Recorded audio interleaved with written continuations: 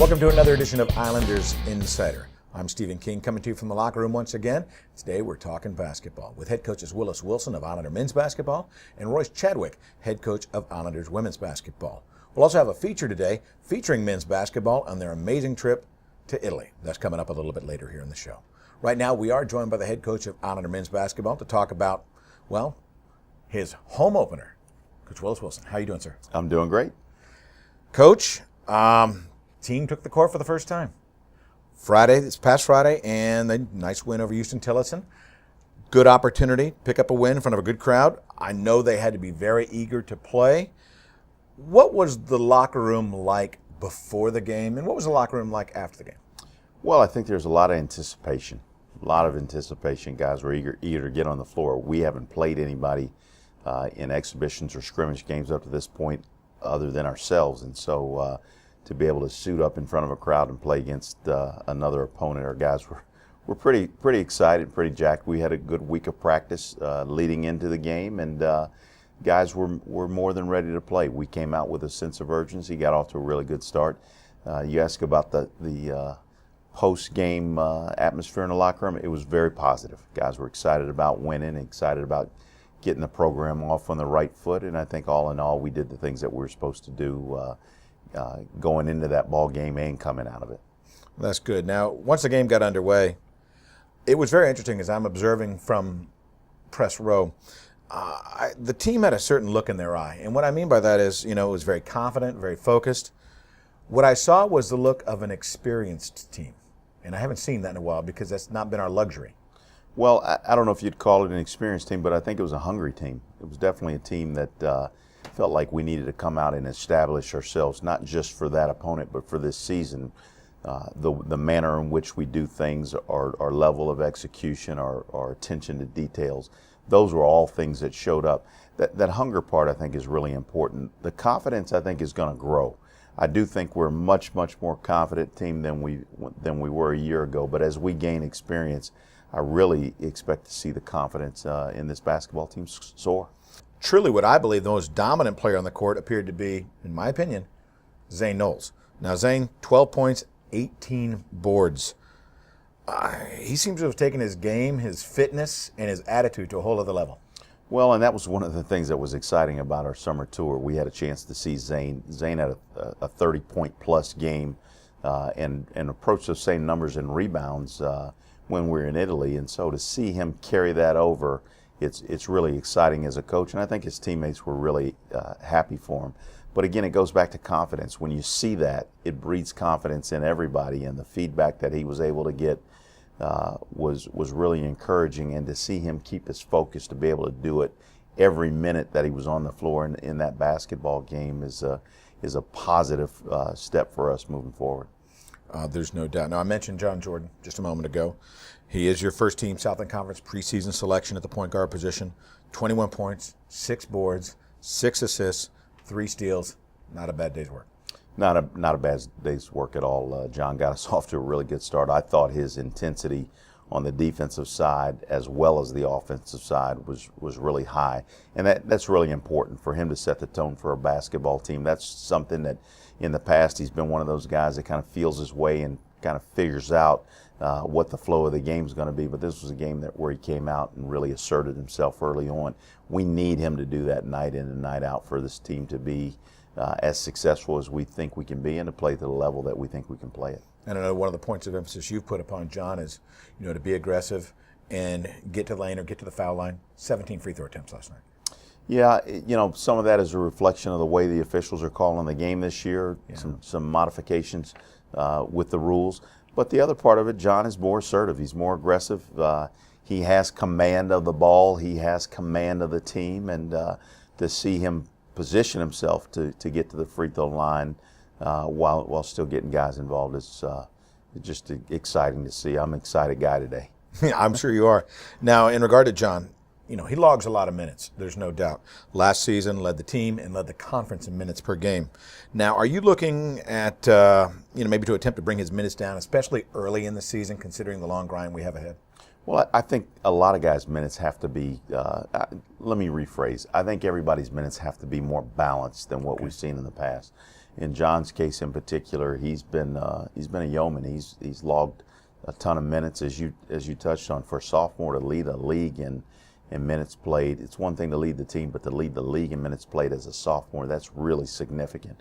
I think his production can go down, go up with his minutes going down, and I think ideally for him to play somewhere between 28 minutes and 31, 32 minutes a night, I think he can be really, really productive. And the good news is we've got some guys that can spell him and give him that rest that he needs so that he can be more explosive throughout each game and over the course of this season. Now, are you looking at running a couple different teams, a couple different units this year, or was that more of a situational thing for the opener? We'll see. We'll see. We've got a lot of guys that can play. The one thing that's been really challenging as a coach is to find a starting five. I don't think we have a starting five. I think it's going to vary from game to game. What I'm more concerned about are the guys that are going to close out basketball games for us. And last night we had a couple guys that weren't available to play, but I think all in all we have depth, and that's a strength of this team, and we've got to find a way to get those guys on the floor when we can, especially in situations like that where we build a lead. Everybody was responsible for helping us create the cushion that we had early in that basketball game. All 10 guys that got in the first 10 minutes of the ball game, and so we have guys that are accustomed to playing in key moments of games, and I think that's the kind of thing that you need over the course of the season. There are new points of emphasis for the officiating and a number of changes and rules additions. How do you coach up your players to prepare them for these new changes, so they're not kind of caught a little flat-footed up? Well, I thought the feedback from the officials, some of the guys that during the game last night, was very encouraging. The fact that we were able to play without using our hands on the perimeter and did as good a job as they've seen so far in scrimmages and exhibitions and opening games. We've really, really preached and worked and talked. We've shown a lot of film. We even went as far to show our guys the officiating video that's sent out to coaches and officials for the preseason to let them know how officials are going to call the game, carry that over and into teaching moments on the floor. And so I think we've done a pretty good job there. The keys are away from the basketball, freedom of movement. They're not going to allow people to chuck cutters. There's an emphasis on allowing the offensive players the opportunity to play, freedom of movement, go where you need to, and make it a less physical game. And then some absolutes, two hands guarding the ball handler, constantly tagging the ball handler with one hand, arm bars, those kind of things are going to be called fouls right away. We have guys that have seen a lot of competition in practice and in games. They don't want to give up minutes, so they're doing things the way we need them to do, at least to this point in the season. And it's early yet, but certainly encouraging. Coach, I appreciate your time today. Good luck on the road, and we'll see you back at the Bank Center next weekend. All right, thank you. Coach Willis Wilson joining us here in the locker room. When we come back, Teddy Medina is going to show us a little bit more about that Italy trip we referenced earlier for Islander men's basketball. Stay with us, more to come. Islanders Insider continues. It's that time of year again when all the conditioning and all the hard work pays off. It's time for the State Farm Southland Conference Mascot Challenge. Izzy's been putting in long hours getting ready, and he needs your help. Vote online via the Southland Conference Facebook page or by visiting tinyurl.com/mascot1314. The winning program gets $5,000. So vote every day. Go Islanders.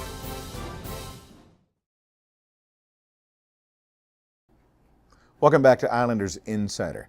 Let's check in with Teddy Medina as he gives us an insight to the summer for Islander men's basketball as they head abroad to Italy. When the Islanders men's basketball team found out it was going to Italy in August, the players had varying reactions.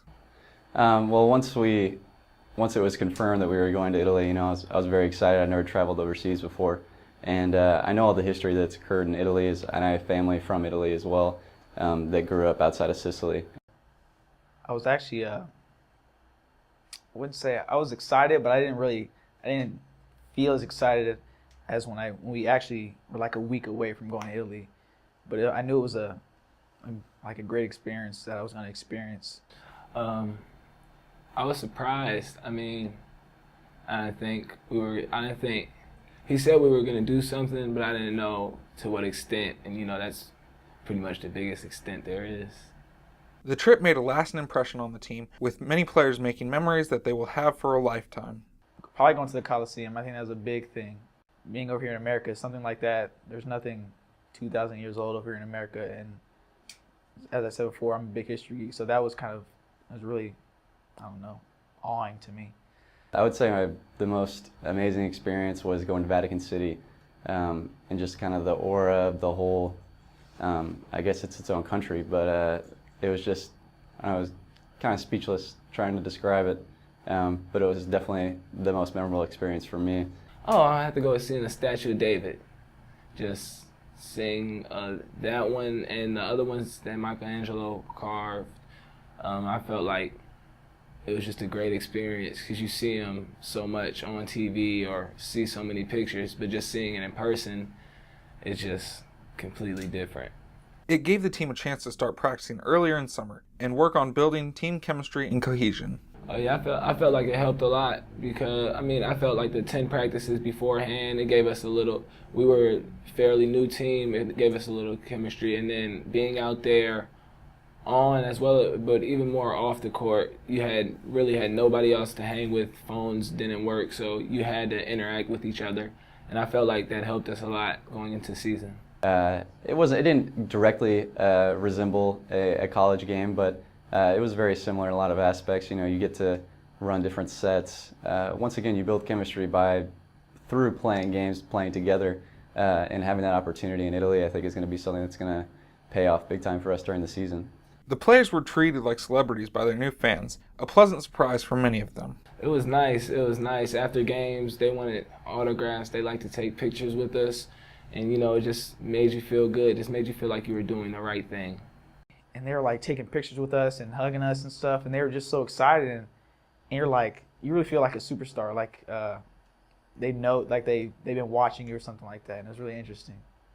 For Islanders Insider, I'm Teddy Medina. We'll be right back. What's Massage Envy Spa? For me, it's healthy, it's affordable. I mean, he always wants pain relief. Right. And I want a healthier complexion. And now we can get a customized massage or a healthy skin facial. At a really good price. At a great price. And nothing feels better than that. Customized massages and healthy skin facials, all at the perfect price. Start a healthy routine today with Massage Envy Spa. Go, you'll see.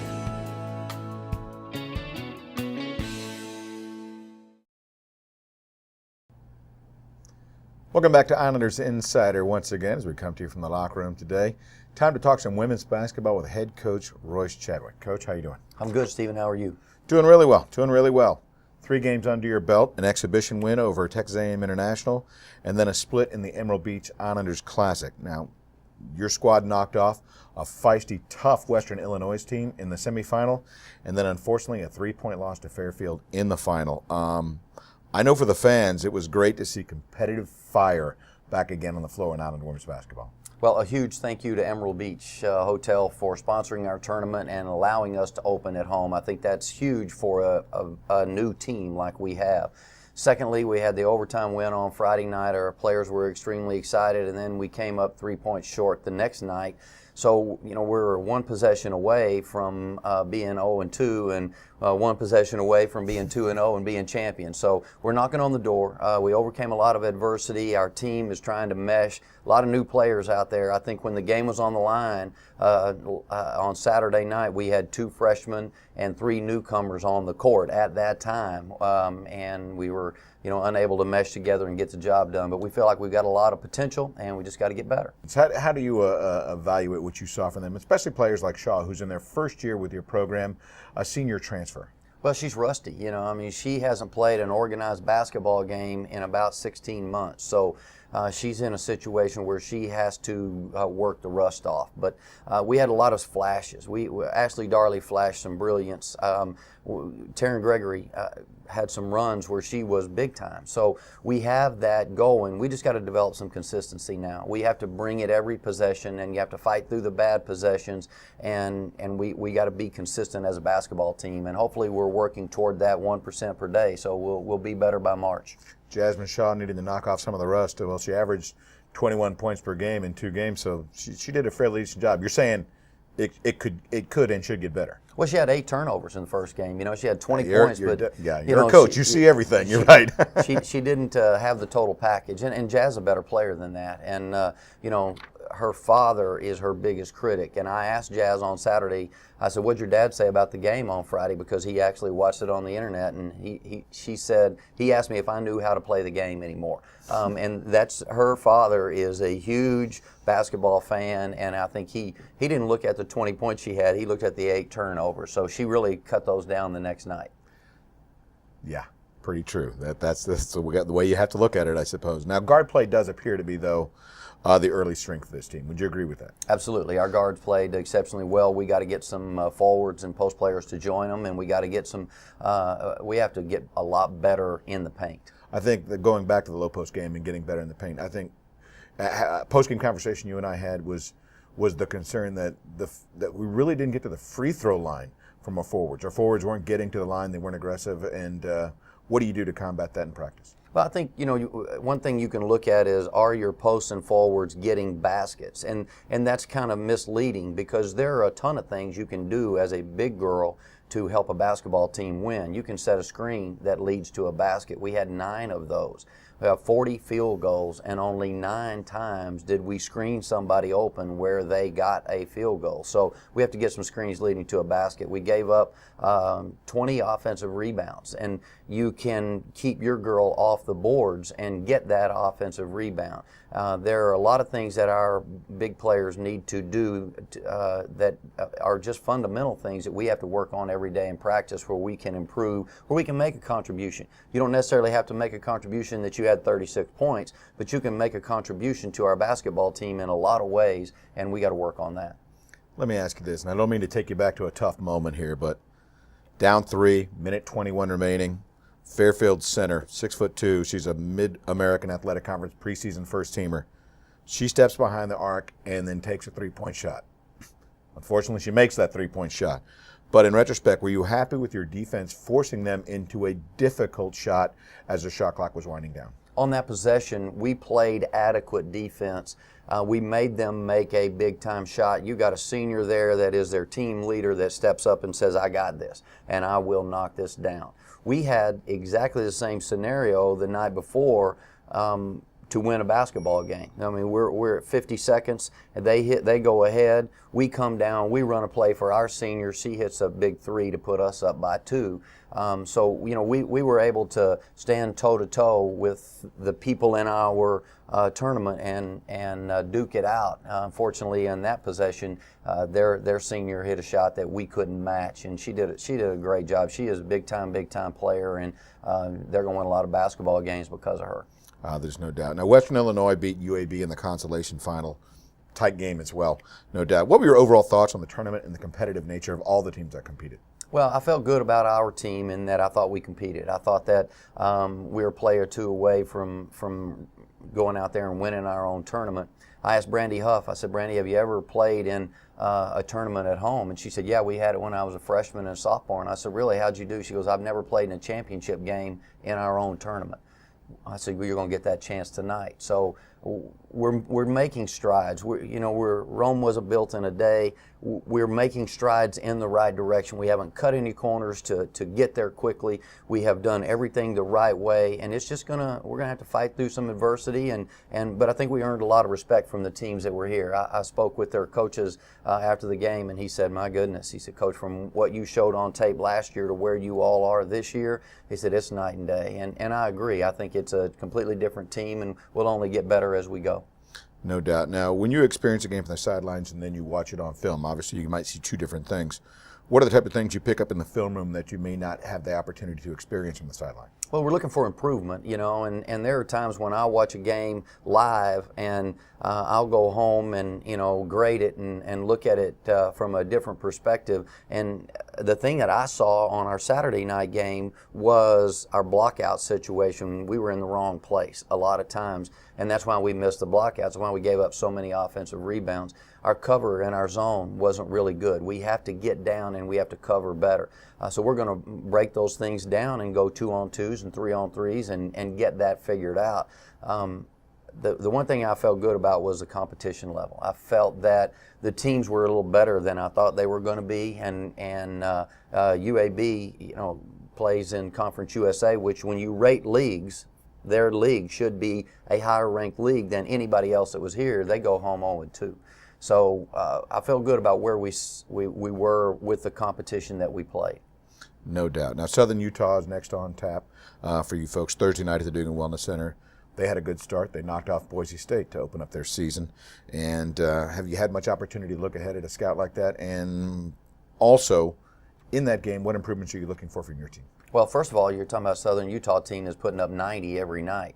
They had like 40 made free throws in the last game. They are huge. They play a big 2-3 and a 2-2-1 press, and they're gonna tower over us in just about every position. And I think it's going to come down to size versus our agility. And we're going to have to be very agile. We're going to have to get in seams. We're going to have to create some plays and make some things happen for ourselves. And if we don't keep them off the boards any better than we did this last weekend, they'll just shoot it till they make it, because they are huge. Coach, I appreciate it. Good luck this week. All right, thank you, Stephen. Royce Chadwick joining us here in the locker room. Islander Insider when we come back in just a moment as we bring you up to speed on what's next for Islanders Athletics. Stay with us. Tickets to the Holiday Inn Downtown Marina Islanders men's basketball tournament set for November 15th through the 17th are on sale now.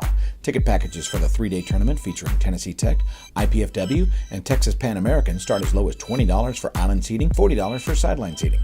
So come out, be loud, and cheer on your hometown team. We'll see you at Stripes Court in the American Bank Center as the Islanders look to win 3 games in 3 days in the Holiday Inn Downtown Marina Islanders basketball tournament. Reserve your tickets today by calling 825-BALL or by visiting GoIslanders.com. As we wrap things up here today on Islanders Insider, let's bring you up to speed on what's next for Islanders Athletics. Islander men's basketball will head downtown at the American Bank Center as they play the Holiday Inn Downtown Marina Islanders basketball tournament. On Friday, November 15th, they'll play IPFW at 7:30. Saturday the 16th, Tennessee Tech is on tap for a 5:30 start. And then on Sunday, November 17th, UT Pan American and the Islanders get underway at 3:30. Then they'll return to the American Bank Center on Wednesday, November 20th, when the Rice Owls come to town, 7 p.m. start time at the ABC. And then Saturday, November 23rd at UTSA, they head on the road to take on the Roadrunners at 2 p.m. Islander women's basketball will head back to the Dugan Wellness Center on Thursday, November 14th at 7 p.m. as they take on Southern Utah. Then they'll get on the road as they head to the state of Tennessee. First, on Tuesday, November 19th, they take on Belmont at 6 p.m. And then Thursday, the 21st, they'll go to Tennessee State. Both games slated for a 6 p.m. start. Islander volleyball will have Senior Day on Saturday, November 16th, as they take on Sam Houston State at 12 noon. Then on the weekend of November 22nd through the 24th, it's the Southland Conference Volleyball Tournament at the Dugan Wellness Center. Then Islanders cross country will head off to the NCAA Regionals on Friday, November 15th in Waco, Texas. As always, for all the latest on Islanders athletics, you can always check in at www.goislanders.com or all Islanders social media. Once again, we appreciate Willis Wilson, head coach of Islander men's basketball, and Royce Chadwick, the head coach of Islanders women's basketball, for joining us today. Teddy Medina giving us an insight to the Islanders' trip to Italy, and of course to all of you for checking in with us today. I'm Stephen King from the locker room. This has been Islanders Insight. Good day.